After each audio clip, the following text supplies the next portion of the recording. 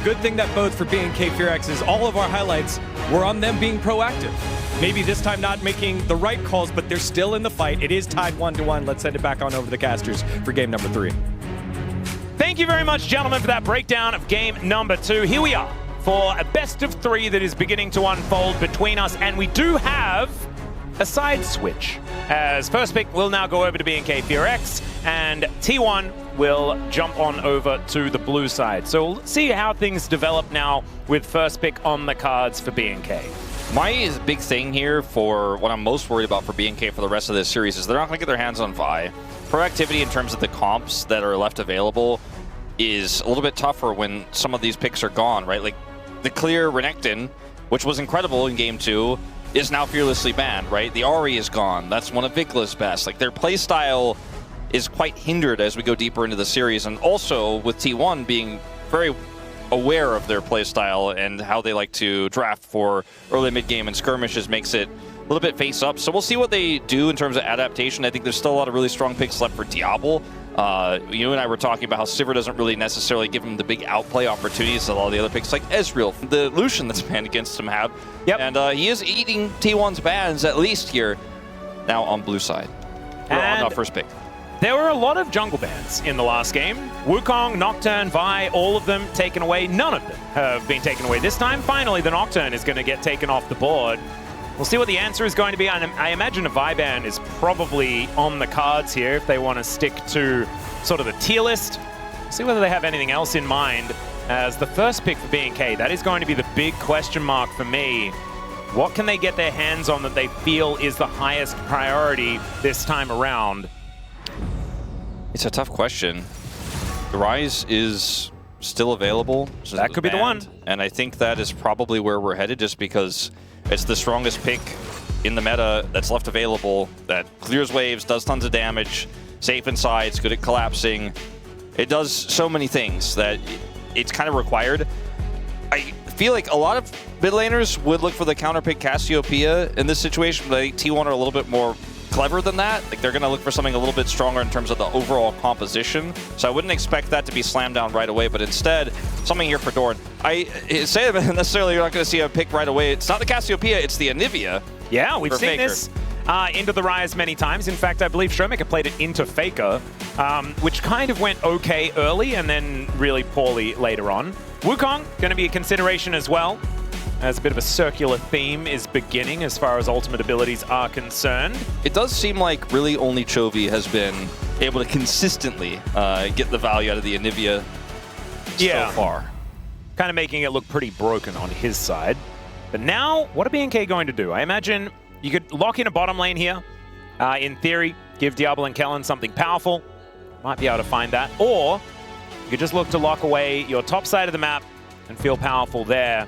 Could be like a Rise type rotation, but we'll see what Raptor wants to do instead. Okay, looking for the Ashe lane here to dominate bottom side. Ashe Seraphine wins every lane, unless you get ganked after you push way too far up. But it's Wukong, so he can't gank. He's Wukong, you're fine. Actually feels pretty smart when you think about that, as well as the fact that the Seraphine could just stop the Wukong in his tracks when he does try to get on top of your AD carry or your mid lane Rise that scales really well. And I think this is really the most blindable bottom duo that you could ever ask for. And it feels pretty safe here. And with the jungle pool thinned out as it is, it's not like Raptor was looking for a prio pick just yet. As Gnar, a little less blindable. Cannon Blind is an interesting one, but now they can actually protect it. See what they are going to ban away as far as that is concerned, or whether they're just going to ban away junglers. I imagine Raptor pretty keen to get back onto the Lee Sin. Something like that. We've seen Mundo paired alongside the Ashe Seraphine. That was brought out by D+. Didn't work, but they're against Gen G. I do think the Lee Sin will be banned because it makes high impact early where Wukong cannot. And if an Ashe Arrow hits, or a Seraphine Root hits, or a Rune Prison hits, you don't miss the Q because they can't move. So yep, I like the ban. Does make a lot of sense. Very impactful pick. I think they expected this.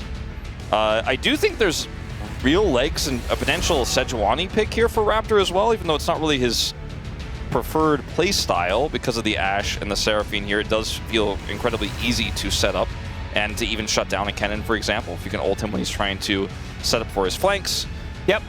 I do think it's kind of difficult to go for a Sejuani just because you're likely to pick ranged into the top lane. I guess Jace could do both, but we haven't really liked the Jace too much. Jace is the only pick I'm thinking about right now. Okay, Aurora was one that wasn't on the top of my head, but is also a good pick here. The Jace, though, doesn't give you any frontline at all in this draft, and so can do quite well in the individual matchup, but isn't really going to help your Ashe find success later on. The Karma ban is just saying, we win the lane no matter what. So are you playing Jhin? Are you trying to play Kalista like we saw yesterday, which was crazy, but they pulled it off with help of Canyon? Yeah. I think they might have been considering a Ziggs, but then it would have been way too much magic damage. Yeah, Ziggs is tough with the Cannon top side. So it's going to be Jhin. No Jhin Bard in this game, unfortunately, as Brad has been banned, as it always is against Carrier. Now, what is our top jungle going to look like here? Is he just going to play Gnar? Could be. That would be, I think, okay, Yone, they're playing Sejuani. top lane. They're playing Yone Sejuani. It's happening, Atlas. I mean, or Yone Tree. Man, this is so much setup, CC. Holy moly. That's pretty creative. I like it.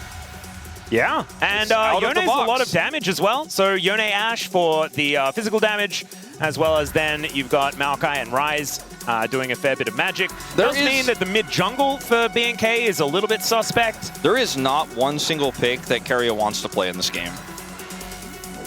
Well, he's going to have to play something. Rakan is the choice. Feels good here, but Rakan feels good to follow up on Cyclone in the lane, that is to say. Like, nothing the problem is play in the lane. Then a Maokai in the game. Yeah. So then you just get twistedly advanced. He is going to have to find some crazy angles, which also means that they're probably going to have map control, which means they're going to have vision, which means that this... Oh, it's a top lane Ryze. I actually kind of love this. Yeah. I do feel like Vikla is going to have a very rough time, but this does mean that mid-jungle situation looks a whole lot better. And now this makes more sense to me. Yeah, also because Vikla's going to be able to play the Yone into the Anivia, it's pretty easy for Yone to kind of avoid Anivia's harass and the wall and stuff like that with his Unbind. Does make some sense, and with some jungle attention, actually can punish the Anivia incredibly well.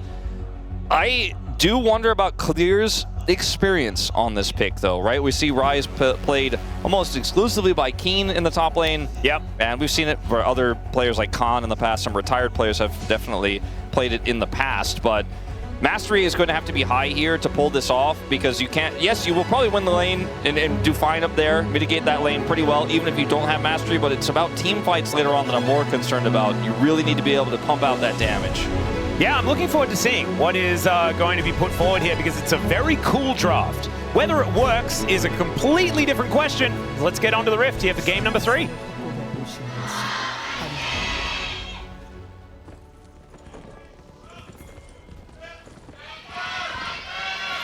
All right, here we are, ladies and gentlemen, onto the Rift for our third game of this series. As Owner is going to put down the hide-on bush, and the hide-on bush is unfortunately going to be taken out. As, all right, Vikla sidesteps. No Flash Frost for Faker this time. And now the test. I'm going to have a look and see how many times Clear has played that's the question, Ryze more recently. I did lose on one a couple of days ago. But otherwise, not too much in his recent history. As level 1 fighting into Ashe Seraphine. Yeah, it's always a rough time. However, they are giving back as good as they're getting. Ish. Maokai also did get buffed with his Q damage by a flat 10 across all ranks. Not too bad. So, checkmate T1. I think you should probably be able to farm at least as fast as Wukong, who is not necessarily the speediest Clear in his first couple of routes. But BNK, just doing what this lane is supposed to do. You need to be pushed up as far as possible. If Owner goes for a level 3 gank on Wukong, I imagine BNK will not be expecting it, because I don't think any of us are. He is clearing towards his top side, though, so isn't too worried about it. And they hawkshot. They have hawkshot, so I guess they'll just never have to worry. Vikla is... Yeah, it's tough how he the first few levels. In game 1, and they won that game. So maybe this is exactly where Vikla wants to be. Tough when you don't have all your buttons. Does finally unbind the soul. Gets the knock up onto Faker there, so a bit of extra damage back. Nicely done. And bit of a win Kennen streak. continues to win. Yeah, doing pretty well.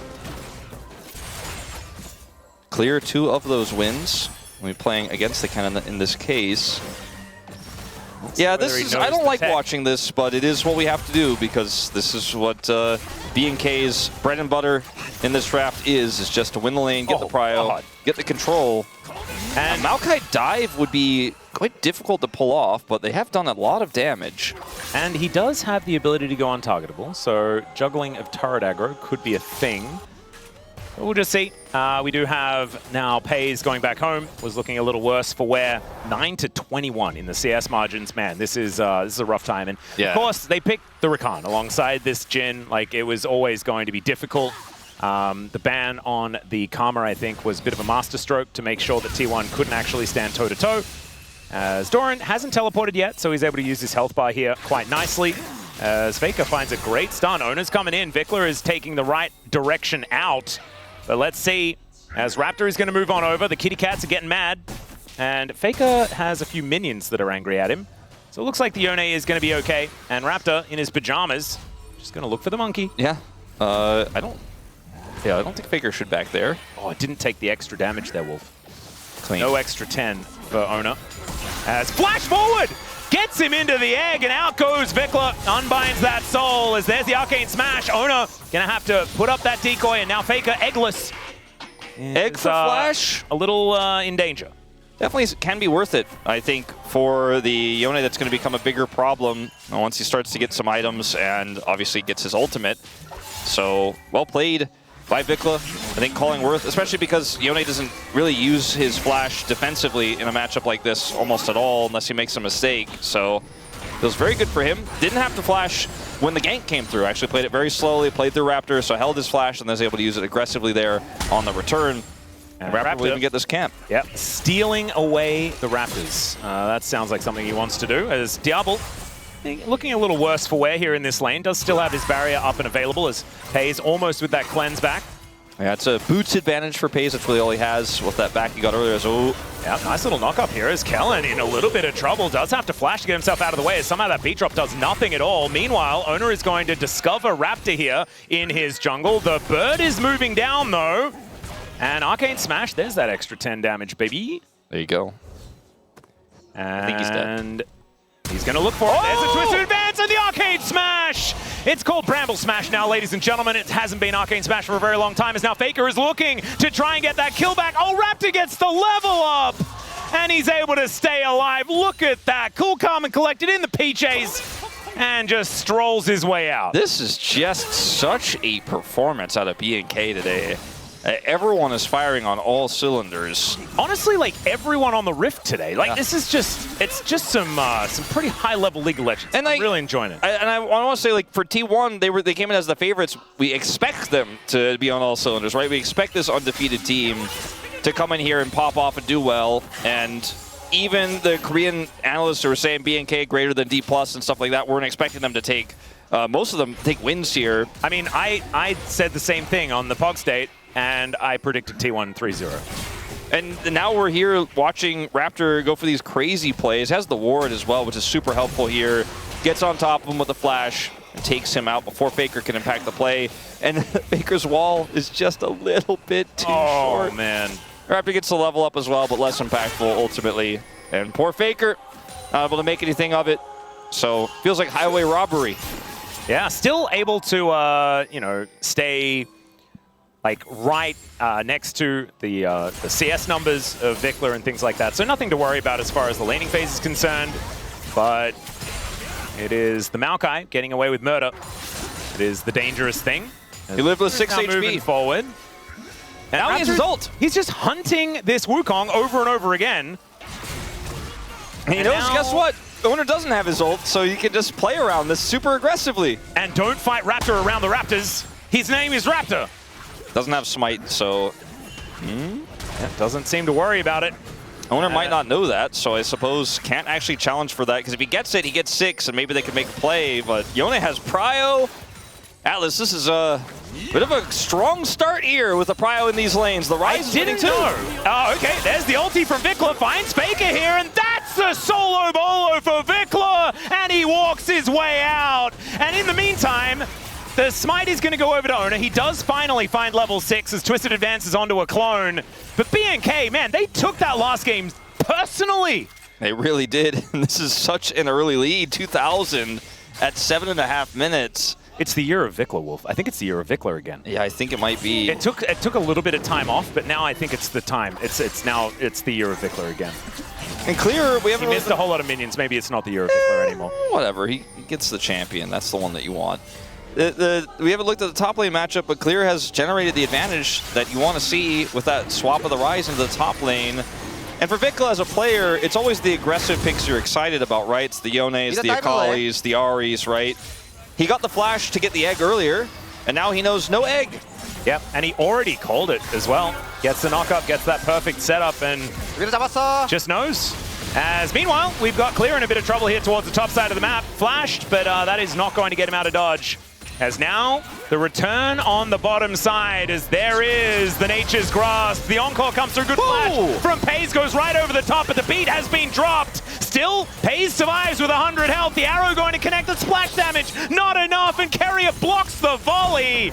And the curtains are now getting called. Flash out there from Diablo as Raptor gets the interrupt.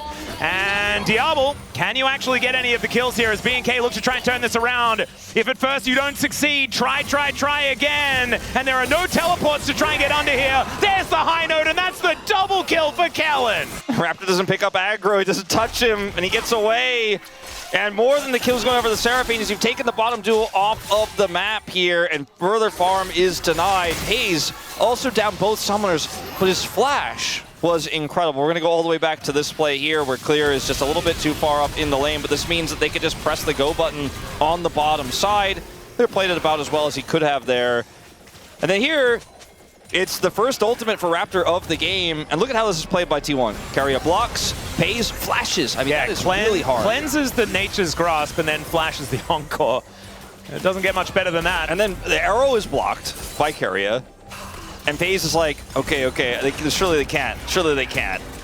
And then he gets up, he cancels ult, so he doesn't get hit by the sapling. Yeah, exactly. The little cat was chasing him. That could almost have been enough because Raptor has gone damage for the first item. Exactly. And then Raptor is coming in here to try to take the turret, to take the aggro. It's not even necessary. It's a double for Kellen. Yeah, Diablo was able to take that first turret shot. They got the reset, so it's not doing that massive amount of ramp damage. As now Clear and Doran continuing to fight. Slashing Maelstrom comes in here as Clear looking to escape and is going to be able to do so with that Realm Warp. As Doran still looks for it, it just finds the solo! Oh, that was a mistake there from the Rise. Meanwhile, we've got another team fight happening as the Nature is grasping one more time. And Vikla, just barely out of range. And Vikla does take a lot of damage back here from Faker, who finds that combo. Flash Frost does go wide. As we're going again. Oh dear.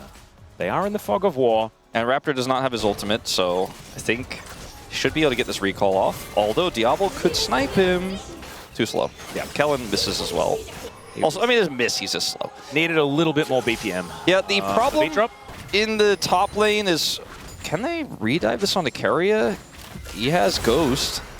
Well, he is going to press that button. Look to make his way out. Raptor is just going to look to try and guarantee himself a extra plate here. That should be going down. BNK doing exactly what this bottom lane wants to do. Continue shoving. Clear. That's a 30 CS gap as, Clear did just die twice. This is probably going to be a third time. And getting money for Paze could be a good thing as Doran misses all of that farm. I think Doran didn't sell this very well. I think Clear is pretty aware something's going on, and obviously Paze doesn't come back for a while. This does not feel good for T1. They need to make something happen here because they're going to lose their bottom turrets. They need a cross map. There's the TP from Carrier. They are going to go for the dive. Yeah, well, Clear doesn't have any minions to worry about, but the curtains have been called, and the rest of T1 are here. Let's see whether the DDR is going to work. Arrow coming. As the slow comes on through, yes, the arrow is going to ascend. That does connect onto Carrier. Fair bit of damage back, but Paze is still able to lock that one down. And yeah, that is just a little bit of an overloading of the top side of the map there for T1. And Diablo, in the meantime, just takes that first turret off the map. And it is still a 3,000 gold advantage for BNK. This was a massive win for BNK. That was just desperation from T1 to try to get Paze something. FaZe is just like, I give up trying to play the game on the bottom side of the map. I'm going to go top side there. They get clear, but it takes so much to do it. And look at how long it's going to take them to take this turret down as well. Man, this is kind of absurd. It's, what, a 40 CS lead here for Diablo? And he's now got 3 daggers. He's full build. My goodness. Kraken Slayer done, though. That's obviously the main thing. So this Ashe is very frightening. Ulti comes through here from Vikla, looking to try and grab another egg out of Faker. Gets the knock up from the Q as Raptor's moving over. Not in range of the Twisted Advanced. But the Kitty Cat gets a little bit angry. This is not a comfortable position for Faker, despite having his passive. This looks like it might just be enough to get the prio to guarantee the dragon. They're going to even take more vision away here in the jungle. Pretty high value soul as well, as it's Ocean and Chemtech, our first 2. As out goes Vikla. Doran is pretty scary. Slicing Maelstrom comes through, but the rest of B&K are making their way over. That's a solo.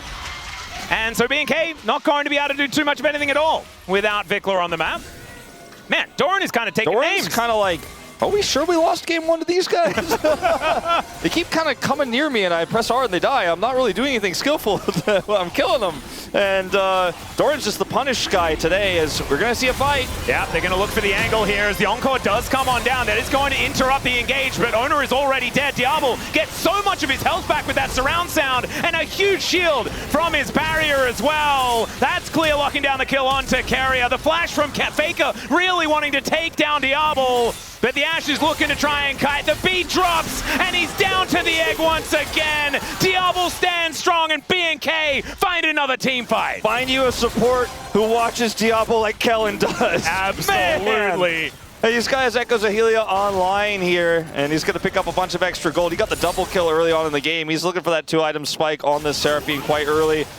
Vikla is just greedy here, but this is impactful because Doran uses his ultimate to get the solo, so doesn't have it for the follow-up fight here. And I think if he did, this could have looked a little bit different. Obviously, Yone would have been involved as well, and it would have been both sides having extra tools. But look at this. Charm comes through. Immediate stun as well, as the arrow was just straight away from the heal, and then the shield comes through, and there's no one who can get on top of him. FaZe cannot get in range because everyone is protecting the President, and the President is Diablo. And Faker flashes for the chase here, and then Kellen gets him rooted up. Diablo kites it out, the egg comes through as Vikla shows back up, and Diablo even picks up the kill. Oh man, look at his health bar.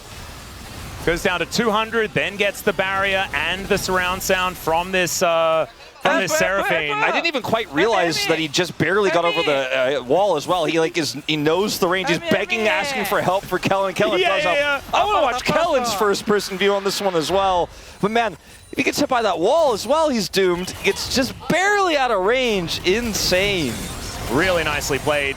And now, this outer turret in a bit of trouble as he procs the Q, and Diablo should be able to grab it. There it is. I think we don't have a lot of game on our hands in this one. Yeah, the game has drifted over to the other side, as now Vikla is trying to get a little bit back here as Doran, another ulti comes on through. This time, Vikla out of range as he rebinds, but Owner is going to move on over. Let's see whether Vikla can at least kill the minion wave before he does go down.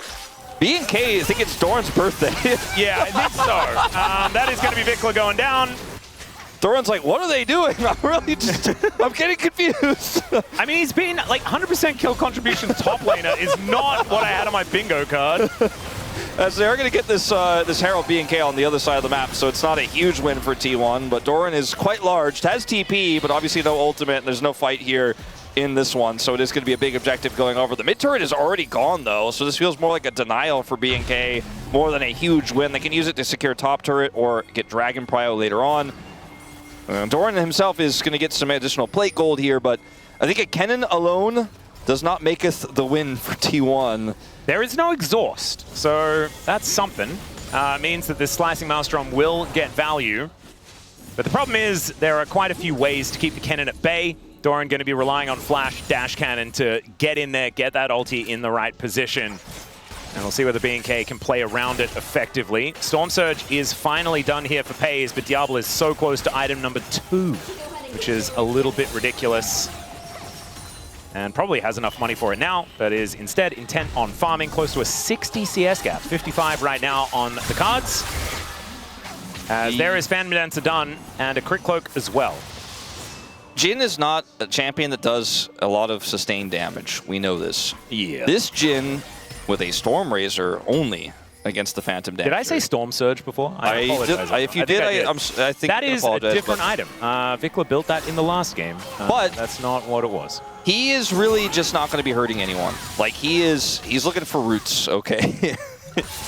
I am kind of like wrapping my brain around how T1 could possibly ever get back in this game. And I mean, in Doran we trust. That is what T1 has to use as their mantra in this game. But when Doran, like after Doran's ult is gone, as long as he doesn't hit 5 people, who follows up? Faker is it's gonna be a while before he's really putting that damage down. It takes a long time for him to do that damage.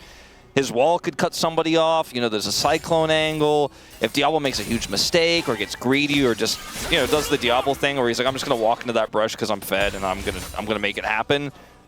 You know, maybe those are the ways back into the game. Doran has been doing a good job of punishing some of the BNK members who have not respected the fact that he's massively ahead in this game over his opposition, but I don't know what that means outside of like Vikla messing up and getting caught by a Q stun. Yeah. Well, he's going to get caught by a Grand Entrance, as Ona is just like, why, Carrier? Why did you bring him over here? As never mind, Vikla is just going to snap back. Doran is there, and I think BNK do know that the cannon is frightening. They potentially drop Herald here to hold prior for this Infernal Soul point. Yeah, this Herald has actually been held on to quite some time here for Raptor, as Kellen doesn't quite get the beat drop on to Carrier. Raptor moving over though, and BNK, they know exactly what they want. Soul point on the cards, and an Infernal Soul is going to feel absolutely fantastic for this composition. Diablo picks up compositions to be blue buff, which is pretty good for Ashe. And how does T1 get in here? Like, really, more specifically, how does Doran get in here? Because right now he is T1. There's no one else, and Flash Dash Cannon Wolf, that's how. I think he said, you know what, let's try to go in here on the 4th dragon. This isn't Soul, right, guys? I mean, Soul Point is still so incredibly powerful. BNK utilizing their 4,000 gold advantage in order to make sure that they pick that one up. Man, this is just a ridiculous gold advantage. And BNK's composition just in general looks great. Beautiful little tiara picked up here by Kellen as well. 2 items on the double kill Seraphine. There's a knock-up onto Doran. Flash Twisted Advance comes on through as the Nature is grasping one more time. Ulti comes down, but Doran is able to buy a little bit of space. Still, the Kitty Cat comes down, and Vikla is able to lock that one up. There was also an arrow in the air, and so the cannon gets shut down. And yeah, I mean, this was where T1 were going to be able to find a way back in theory, right, was the Fed cannon.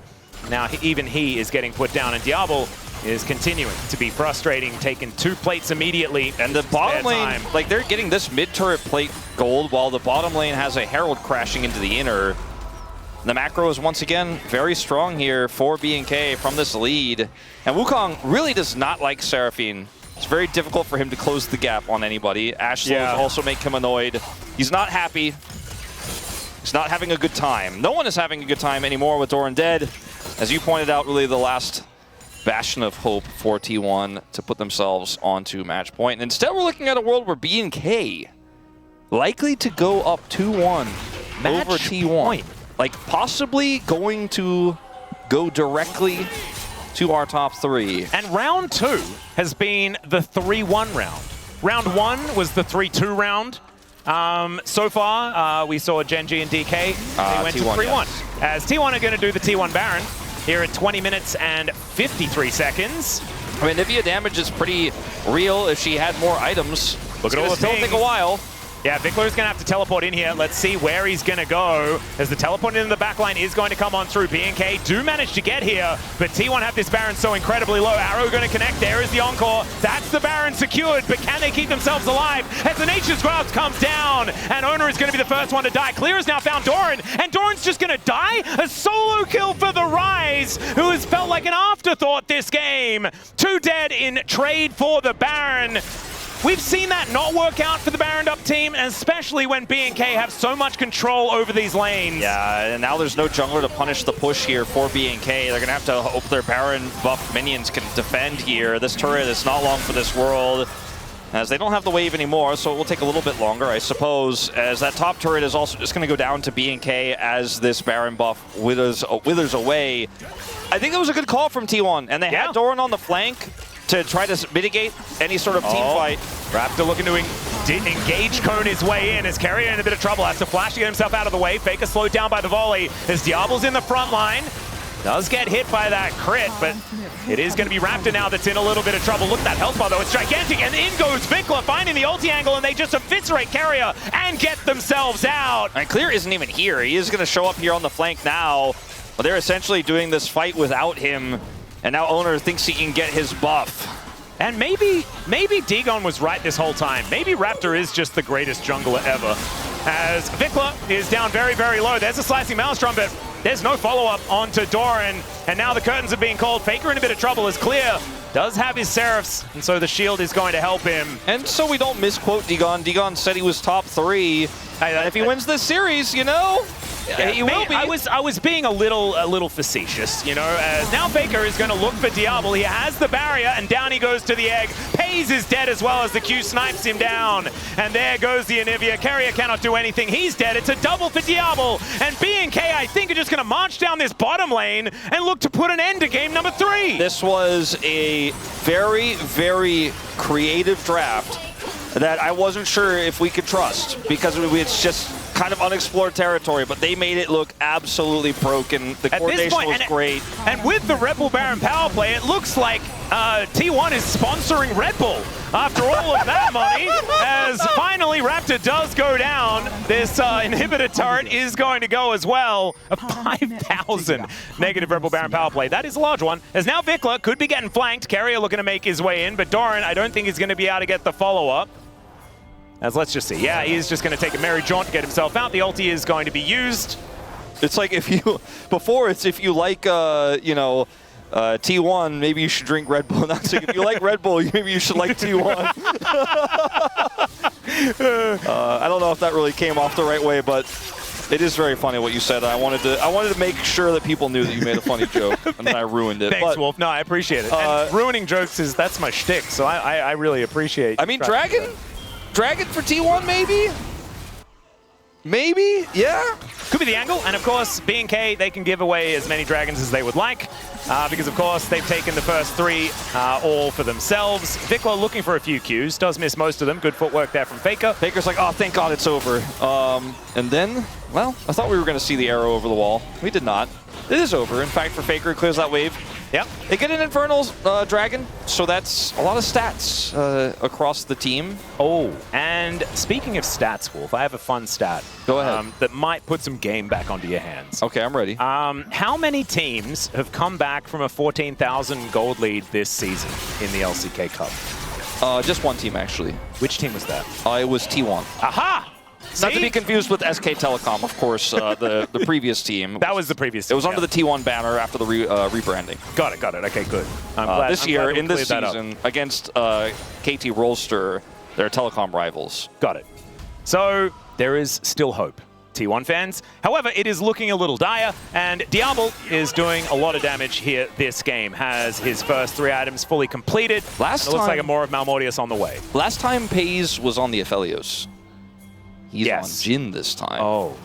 You know what? I'm putting that in the cons column.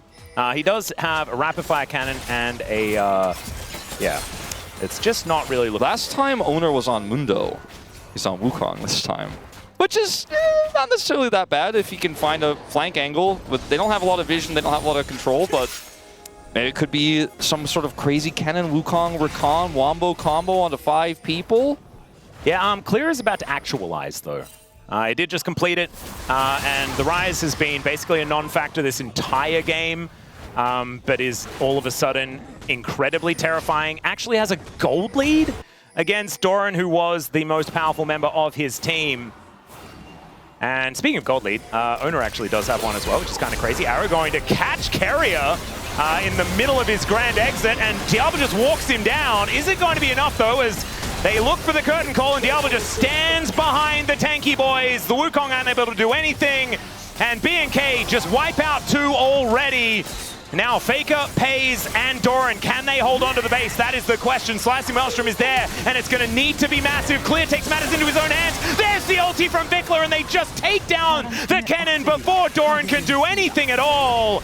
And Clear is just tanking up. Nexus turrets doesn't seem to care too much at all as Diablo is peppering these ones down. Faker is discovered. The flash twisted advance there from Raptor is good as Carrier has respawned already. Gets a nice double knockup. But where is the damage? It is just absent here on T1. BNK's lead too large. And they will take down both Nexus turrets and the Nexus and look for match point. One more win from this team as Diablo goes complete beast mode in the enemy fountain. The Nexus is destroyed. And it's match point for B&K. Gonna go kill Carrier. And he did the whole thing blind as well, Wolf. Did you see that? He only had hair in his eyes. It's crazy. He can't even see his monitor, and he's doing things like that. Absolutely absurd. As you can see, more than double of what Pays was able to put down. And I don't like Jin anymore after this. 캐넨 나왔어. 끝났어. 탑턴에 애니비아 풀탑 볼게. 라인 들어갈 때. 아 미드 바텀 끝나.